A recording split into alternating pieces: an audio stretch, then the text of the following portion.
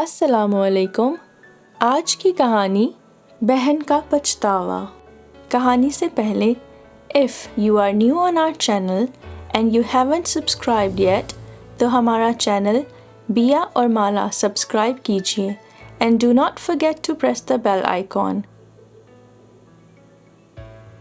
میرے والد کی کافی زمین تھی اور ہم 2 ہی بہن بھائی ان کی اولاد تھے جو اس زمین کے وارث تھے۔ جب میں 6 برس کی تھی میری ماں فوت ہو گئی۔ ابا میری خاطر دوسری شادی نہ کرتے تھے، لیکن دادی کو پوتے کی چاہ تھی۔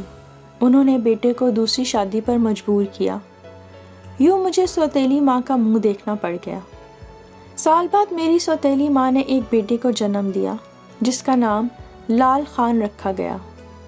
والد اور دادی کی خوشی کا کوئی ٹھکانہ نہ تھا کہ اب زمین کا اصل وارث دنیا میں آ گیا تھا۔ اس کے بعد میرے والدین کو دوبارہ اولاد کی خوشی نصیب نہ ہوئی، لہٰذا لال خان ہی ان کی آنکھوں کی ٹھنڈک اور دل کا سرور ٹھہرا۔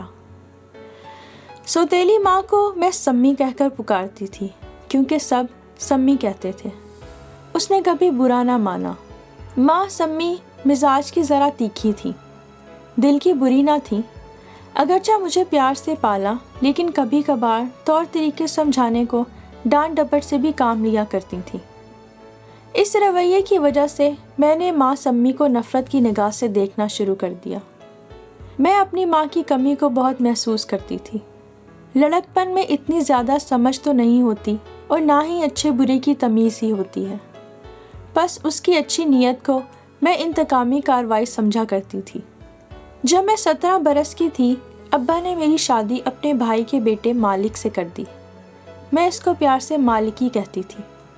وہ خوبصورت اور ہنسمکھ تھا۔ مجھے مالکی سے بہت محبت تھی۔ میں اس کے ساتھ خوش تھی۔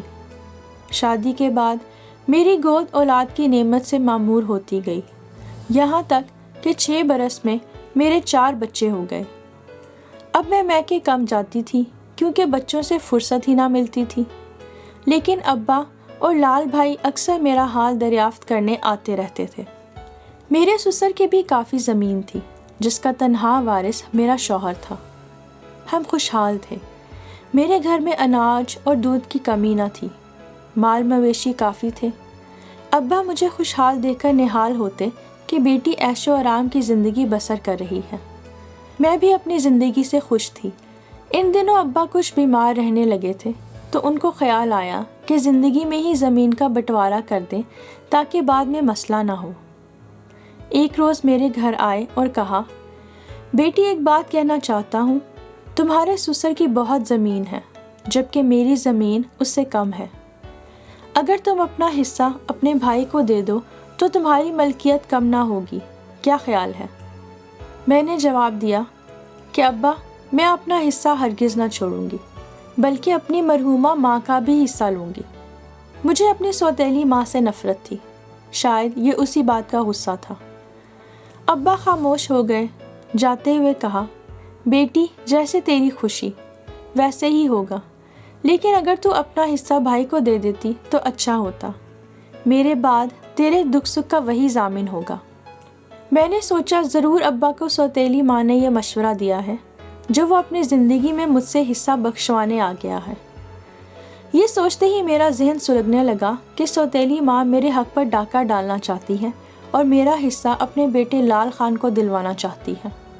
میں نے ابا سے کہہ دیا تھا کہ یہ زمین میرا شرعی حق ہے اور میں اس سے پیچھے نہیں ہٹوں گی۔ ابا نے بھی مجھے یہی جواب دیا کہ میں جانتا ہوں بیٹی کہ یہ اللہ کی طرف سے تیرا حق ہے اور تیرا حصہ ہے، اسی لیے تو تجھ سے پوچھنے چلا آیا اور تیری اجازت مانگنے آیا تھا، کیونکہ میں بھی اپنے رب کا گنہگار نہیں ہونا چاہتا۔ اس کے بعد میں 2-4 بار میکے گئی اور اعلانیہ باپ سے اپنا حصہ طلب کیا۔ ابا نے کہا، تیرا حصہ تجھے ضرور دوں گا، خاطر جمع رکھ، لیکن میں نے مطالبہ کیا کہ مجھے فوراً چاہیے، اپنی زندگی میں ہی حصے کا بٹوارا کرنا ہوگا۔ میری سوتیلی ماں نے کہا، وراثت تو کہیں نہیں جاتی، باپ کی زندگی میں یا زندگی کے بعد تم کو ہی مل جائے گی۔ مجھ کو اس کی یہ بات بھی سخت ناگوار لگی اور میں والدین کے گھر سے روٹ کر چلی آئی۔ کچھ دنوں بعد لال بھائی کی شادی طے ہو گئی۔ ابا مجھے یہ خوشخبری سنانے آئے کہ تیرے بھائی کی شادی فلاں تاریخ کو ہے، مگر میں نے خوشی کا اظہار نہ کیا اور نہ ہی مبارکباد دی، بلکہ اپنے ابا سے سیدھے منہ بات بھی نہ کی۔ ان کو بہت رنج ہوا اور وہ افسردہ ہو کر چلے گئے۔ کچھ دنوں بعد ابا دوبارہ آئے بھائی کی شادی کا بلاوا دینے، لیکن میں نے شرط رکھ دی کہ پہلے میرے حصے کی زمین میرے نام کر دو، پھر شادی میں شرکت کروں گی، ورنہ بھائی کی شادی میں نہیں آؤں گی۔ جب شادی میں 1 ہفتہ رہ گیا تو لال بھائی خود آ گیا اور منت کرنے لگا کہ میری بہن میرے ساتھ چل، تو میری ایک ہی بہن ہے، اگر تم نہ آؤ گی تو قسم کھاتا ہوں کہ میں صحرا نہ باندھوں گا۔ جب اس نے بہت منت سماجت کی تو میں نے کہا، بھائی میری تم سے کوئی لڑائی نہیں ہے، میں تمہاری شادی میں ضرور آؤں گی۔ جھگڑا میرا ابا کے ساتھ ہے، لیکن ابھی نہیں چل سکتی، البتہ شادی والے دن آ کر مجھے لے جانا۔ لال بھائی خوش ہو کر چلا گیا کہ تیاری رکھنا، میں صبح صبح آؤں گا لینے کے لیے۔ بھائی کی شادی کے روز ہر طرف خوشی کا عالم تھا، پورا گاؤں گویا شادی میں مدعو تھا۔ بارات ساتھ والے گاؤں میں جانی تھی اور دھوم دھام 4 دیہات آگے تک تھی۔ ابا کے گاؤں میں میلے کا سا سما تھا۔ بارات والے دن صبح 4 بجے بھائی مجھے لینے اپنے گھر سے نکل پڑا۔ جب اس نے دروازے پر دستک دی، میں بھینس کا دودھ نکال کر چھاچھ بلو رہی تھی۔ لال بھائی بہت جلدی میں تھا۔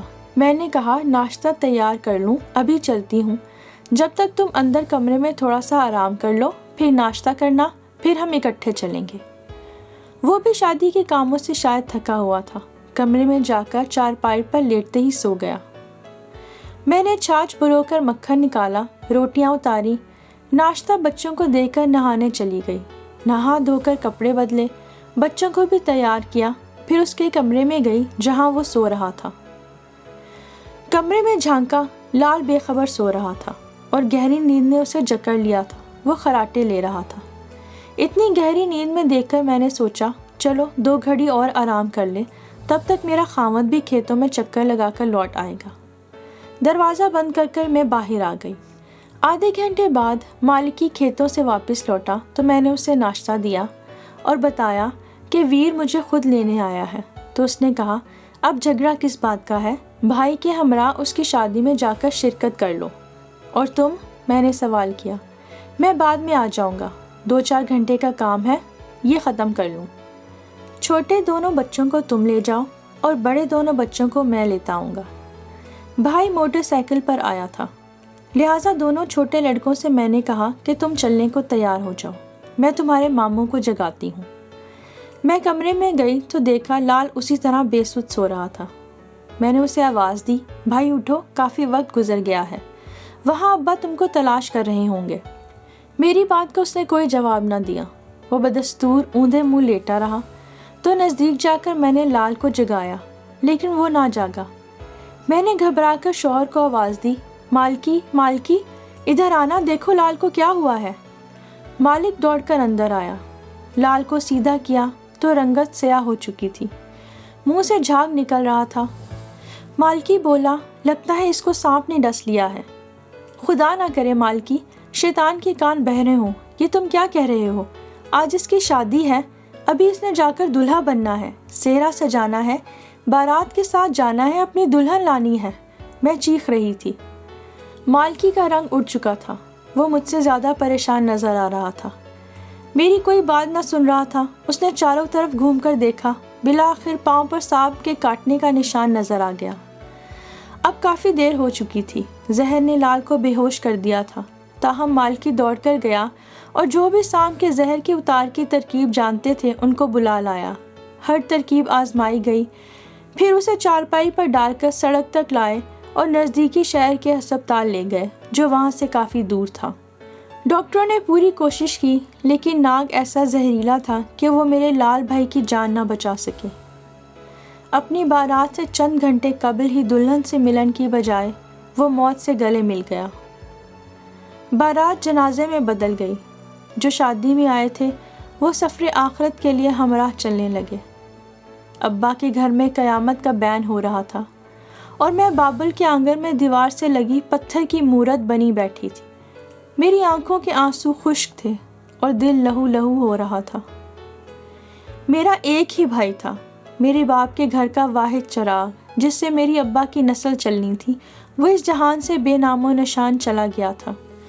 آج اس لمحے کو رو رہی تھی جب باپ سے کہتی تھی مجھ کو ابھی میرے حصے کی زمین دے دو، تم کو سوتیلی ماں نے بھڑکا دیا ہے، کیوں اپنا حصہ میں اس عورت کے بیٹے کو دے دوں جو میری ماں کی سوتن کہلاتی ہے۔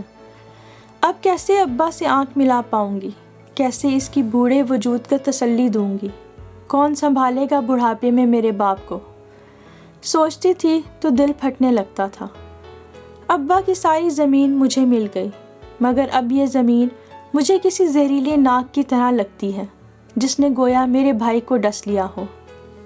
آج بیٹھ کر سوچتی ہوں کہ نہ میں اپنے ابا سے ناراض ہوتی، نہ لال بھائی مجھے لینے کے لیے آتا، اور نہ ہی اسے سانپ کاٹتا۔ مالکی مجھے سمجھاتے ہیں کہ وہ اتنی ہی زندگی لے کر آیا تھا اور یہی اس کے نصیب میں لکھا تھا، لیکن میرا پچھتاوا ایک بہن کا پچھتاوا ہے جو ساری زندگی میرے ساتھ رہے گا۔ زمین، دولت، سب کچھ لا یعنی ہے۔ اس دنیا میں رہ جانے والی چیزیں، ان کو کوئی بھی مرتے وقت ساتھ نہیں لے جا سکتا۔ اصل شے رشتے ہوتے ہیں، پیار بھرے رشتے جو کھو جائیں تو پھر نہیں ملتے۔